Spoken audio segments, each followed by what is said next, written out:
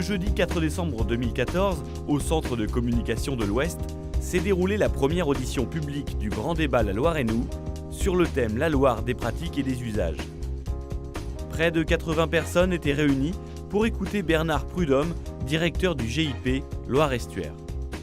Au cours de son exposé sur les composantes du fleuve, les questions de l'évolution et du fonctionnement de la Loire au XXIe siècle furent soulevées. Une réflexion globale qui a ouvert les yeux sur l'état de santé de la Loire.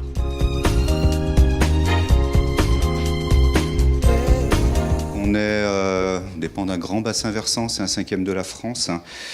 Pourquoi en parler ? Parce qu'on reçoit les eaux de 118 000 km², c'est considérable. On reçoit aussi tout ce que peut produire un bassin versant, que ce soit des nutriments, des pesticides. 8 millions d'habitants qui habitent sur un bassin versant, même si Nantes est la plus grande ville du bassin versant.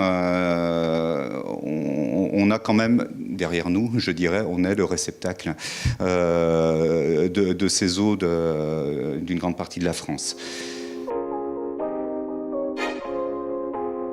On est sur des communes riveraines de la Loire qui ont conservé un lien très fort avec la Loire. C'est-à-dire qu'on est sur un chapelet de bourgs qui ont un front de Loire, qui ont des cales, qui ont des quais. C'est une Loire qui est encore très pratiquée au niveau d'une navigation de plaisance. Qui est encore très pratiquée sur par de la pêche amateur, qui est une Loire largement vécue, je dirais, par les citoyens.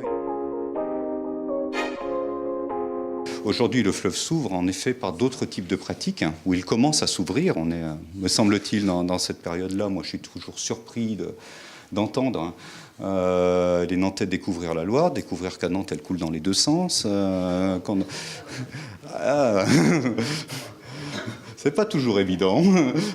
Retrouvez l'intégralité de cette première audition publique de Bernard Prudhomme sur nantes-la-loire-et-nous.fr.